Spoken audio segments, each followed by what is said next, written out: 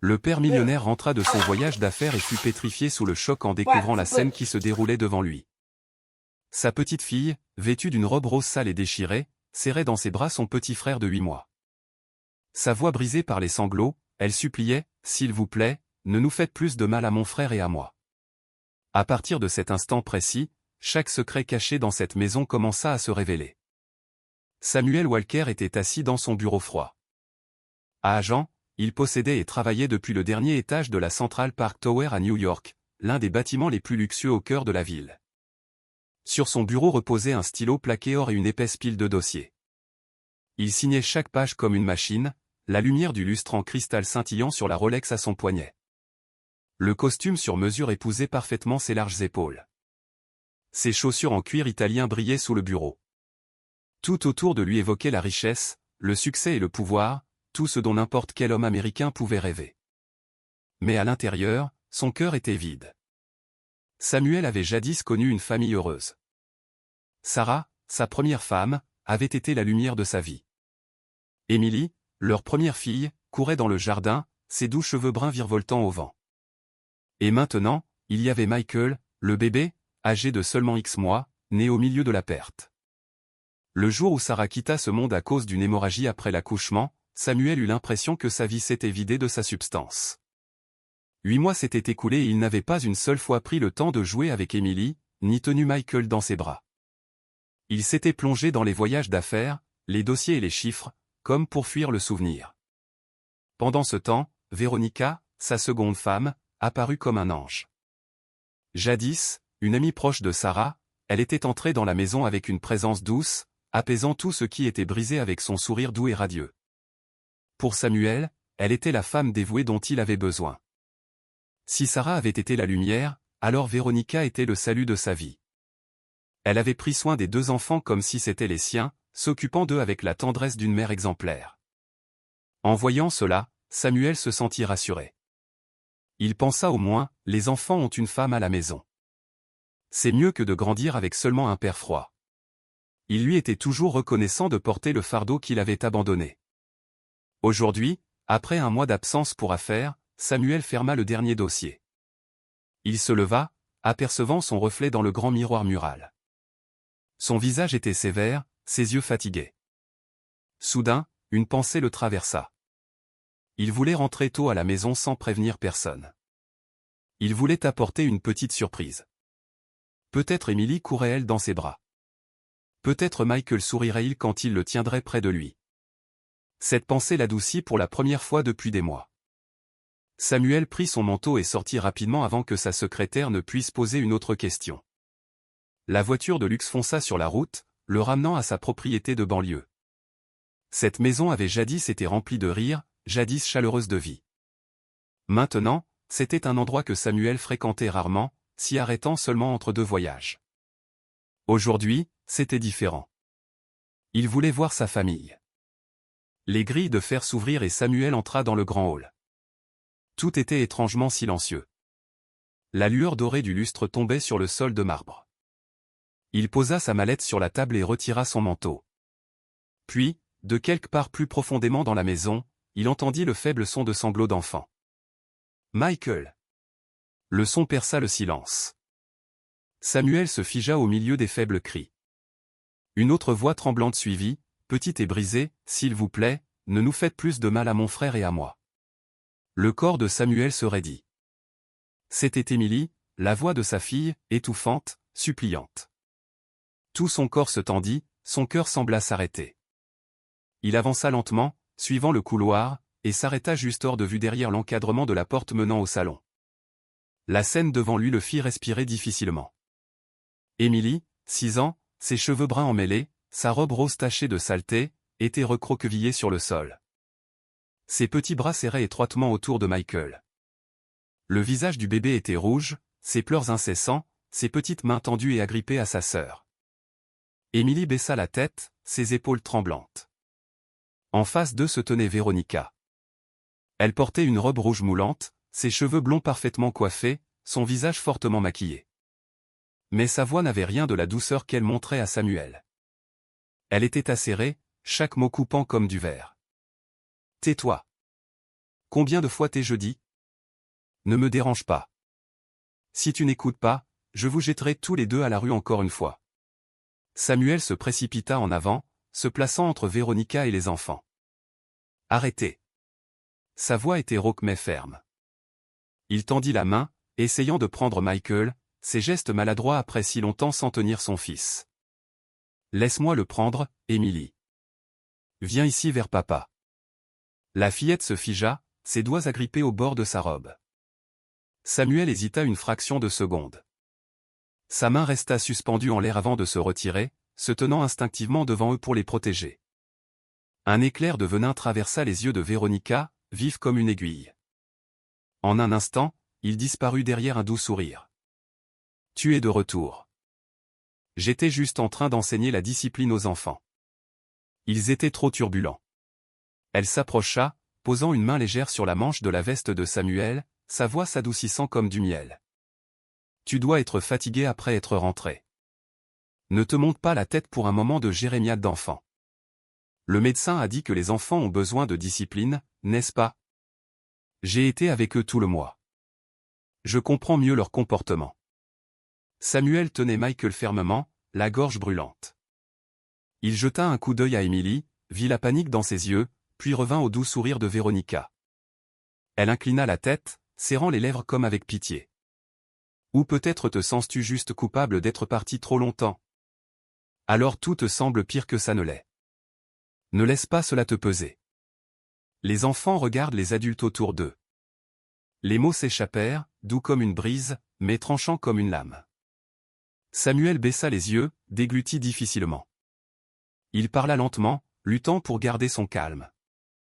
Je ne veux plus entendre de tels pleurs dans cette maison. Véronica saisit ces mots, les tordant pour en faire son excuse. Exactement. C'est pourquoi je m'en occuperai de la manière la plus douce. Va prendre une douche, te changer, mets-toi à l'aise. Ne laisse pas les enfants nous voir en désaccord. Ce n'est pas bon pour leur esprit. Alors qu'elle terminait, elle jeta un regard de côté à Émilie. Un unique et léger regard suffit à faire baisser la tête à la fillette, un serpent caché sous du velours. Et Samuel le vit, même s'il ne put le nommer à temps. Il resta figé, mi-colère, mi-culpabilité, noué à l'intérieur de lui. Une question douloureuse et obsédante résonnait dans son esprit, que ai-je vu? Bon sang? Samuel prit une profonde inspiration, ajusta l'enfant dans ses bras pour qu'il ne glisse pas, puis entra dans le salon comme si tout était encore normal. Véronica avait déjà repris son air doux, sa voix chaude mais clairement forcée. Tu es rentré tôt. Tu m'as surprise. Je vais dire à la cuisine de préparer le dîner. Assieds-toi et repose-toi. Je m'occupe du reste. Son cœur ensanglotait encore, sa poitrine se serrant avec le sentiment d'avoir manqué quelque chose de profondément important au cours des 8 derniers mois. Véronica claqua légèrement des doigts et la gouvernante apparut dans l'embrasure de la cuisine. C'était Madame Whitman, une femme âgée qui travaillait pour la famille depuis l'époque où Sarah était en vie. Elle était discrète, bien élevée et parlait peu. Elle s'inclina doucement devant Samuel, puis retourna à l'intérieur pour mettre la table. Le dîner fut rapidement arrangé. La lumière jaune se reflétait sur les couverts en argent. L'odeur de la soupe au poulet s'élevait chaleureusement, mais elle ne pouvait chasser la froideur en Samuel. Il s'assit en bout de table, Véronica à sa droite, Émilie en face de lui et Michael dans une petite chaise, ses yeux encore humides et troublés. Mange, ma chérie, pour devenir forte. Véronica parla en plaçant un morceau de viande dans le bol d'Émilie. Sa voix était douce comme le miel, son sourire figé, mais la main qu'elle posait sur l'épaule de la fillette pressa un peu trop fort. Samuel vit les petites épaules d'Émilie tressaillir et la cuillère trembler dans sa main. Il se pencha légèrement, observant plus attentivement. Sur le poignet gauche d'Émilie se trouvaient de légères marques violettes, étirées comme des ecchymoses pâlissantes. Le cœur de Samuel tambourina et il entendit sa propre voix s'élever, lente et lourde. « Émilie, est-ce que quelqu'un à l'école te harcèle ?» La fillette sursauta. Ses yeux s'allumèrent de peur avant de se baisser rapidement. Sa voix était petite, à peine un murmure. « Non, non, père. » Véronica laissa échapper un léger rire et se tourna vers Samuel. « Les enfants se blessent en jouant. Je lui rappelle toujours de faire attention. » Samuel resta silencieux, faisant tourner sa cuillère dans sa main. Une vague de culpabilité parcourut son échine, sachant que pendant des mois, il n'avait pas été là pour remarquer ces petites choses. Soudain, Michael agita ses jambes, ses lèvres se courbèrent vers le bas et un hurlement éclata en un long cri. Véronica se leva, fit le tour pour le prendre, ses mains glissant sous ses bras mais serrant trop fort. Le mouvement fut rapide mais sans tendresse, et Michael pleura plus fort, son visage rouge écarlate. « Donne-le-moi. » Samuel se leva rapidement, tendant les bras, sa voix était urgente. Véronica le regarda brièvement, puis lui tendit le garçon.